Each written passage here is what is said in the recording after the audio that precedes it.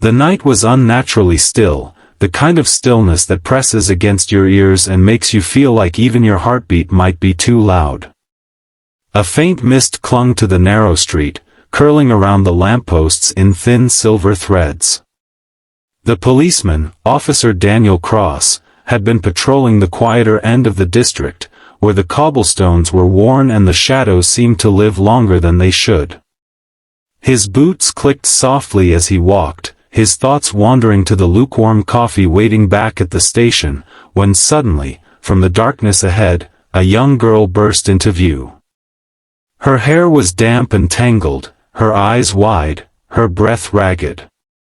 She almost stumbled, but caught herself, her small hands clenched into fists at her sides. And then she shouted it, those words that cut through the night like a siren. "Please, follow me." She didn't stop to see if he would. She turned and darted back into the mist, her feet barely making a sound on the stones. For a single, frozen moment, Daniel couldn't move. He had seen a lot in his 10 years on the force, screaming suspects, bleeding victims, people begging for help in 100 different ways, but something in her voice rooted him to the spot. It wasn't just fear. There was urgency threaded with something darker, a strange weight that made the hair on the back of his neck rise. It was the kind of voice that didn't just ask, it commanded, even though it trembled.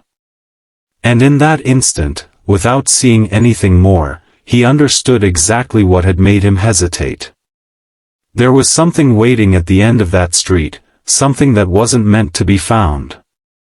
He forced himself forward, his legs suddenly heavier than they should have been, the radio at his belt bumping against his hip as he broke into a jog. The girl's shape flickered in and out of sight ahead of him as she turned down an alleyway so narrow that the walls almost touched her shoulders. Daniel followed, his flashlight beam bouncing off slick bricks and puddles that mirrored his shadow. The smell here was damp and metallic, like rainwater mixed with rust. He heard her voice again, though softer now. "Hurry." She didn't sound winded, even though she'd been running. That unsettled him more than he cared to admit. The alley twisted like it had been laid down without planning, a maze built from mismatched buildings. The deeper they went, the colder the air became, the mist thickening into a pale veil that blurred the edges of everything. Daniel's instincts screamed that this was wrong. Every lesson from the academy told him not to follow an unknown lead without backup, especially not into a place where escape was uncertain. But he couldn't call out, couldn't even raise his radio. There was something about this chase that made noise feel dangerous, like it would attract the wrong kind of attention. They emerged suddenly into a small courtyard hemmed in by crumbling stone walls. In the center, an old well sat under a wooden shelter, its rope frayed and its bucket missing. The girl stood beside it, her arms wrapped around herself, shivering though there was no wind. Her eyes found his, and for a long moment she didn't speak. Daniel's breath came in slow, careful draws, his hand hovering near the grip of his service pistol. Then she whispered, "It's in there." Daniel glanced at the well. The darkness within was absolute, the kind of black that felt solid, like if you reached into it your hand would simply vanish. A drop of water fell from the rope into the unseen depths, the sound far too loud in the stillness. "What is?" he asked, his voice steadier than he felt. Her gaze flicked back to the darkness and then to him. "The man who hurt my brother. He's not, right? He's still down there. I can hear him." Daniel's mind stumbled over her words. The way she said, "still," sent a cold pulse through his spine. He took a step closer to the well, peering into it, but his flashlight beam seemed to dissolve after only a few feet. He couldn't see the bottom. There was no smell of decay, no heat from a body, but the air rising from it was cold and damp, like the breath of something alive.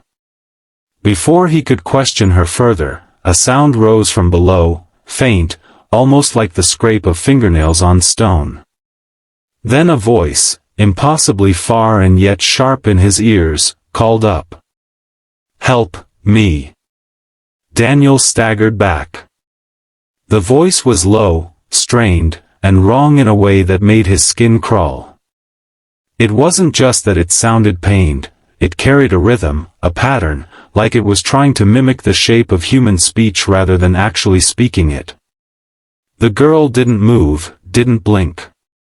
He wanted to step away, to call for backup, to get them both out of there, but his feet edged closer instead, drawn toward the impossible voice.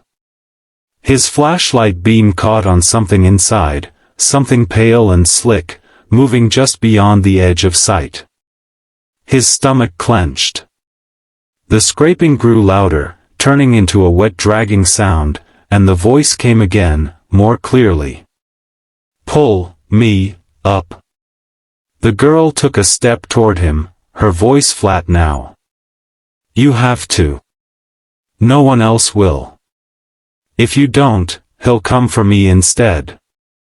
Daniel's training warred with something deeper, something primal.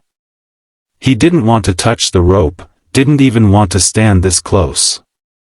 But the idea of leaving her here, alone with whatever was inside, was worse. He reached out, his gloved hand brushing the coarse fibers. The moment he did, the rope twitched, not from his movement, but as though something below had given it a sharp jerk. He gritted his teeth and pulled, the old wood of the pulley creaking above him. The weight was heavy, far heavier than a single man, and it shifted unpredictably, swaying as though it had too many joints. He pulled harder, his muscles straining, the rope rasping against his gloves. The girl stood perfectly still, her eyes locked on the dark opening, her lips parted slightly. And then, rising from the black, something emerged. At first it looked like hands, human hands, gripping the rope.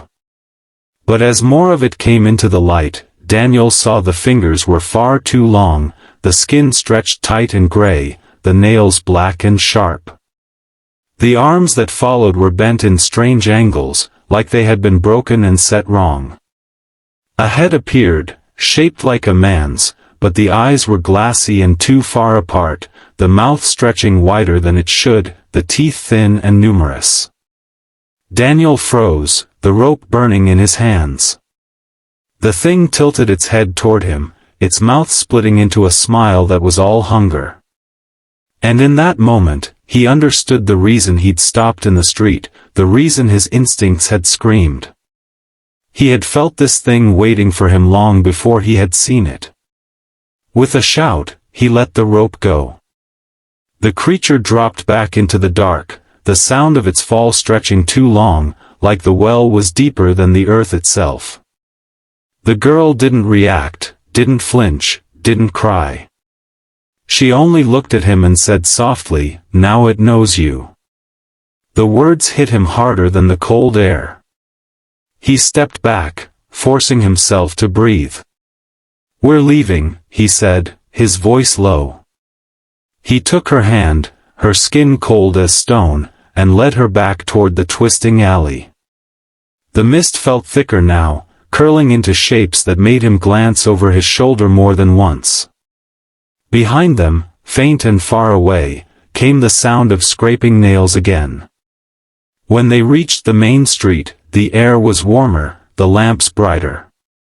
The girl let go of his hand without a word and began to walk away. "Wait," he called after her. She stopped but didn't turn. "What's your name?" She was silent for a long moment. Then she said, "You'll see me again." And with that, she disappeared into the shadows between two buildings, as if she had been swallowed whole. Daniel stood there for a long time, his breath fogging in the air, his hand still tingling from where he had touched the rope. He knew he should call it in, make a report, mark the location, but something in him resisted. Some instinct whispered that putting it into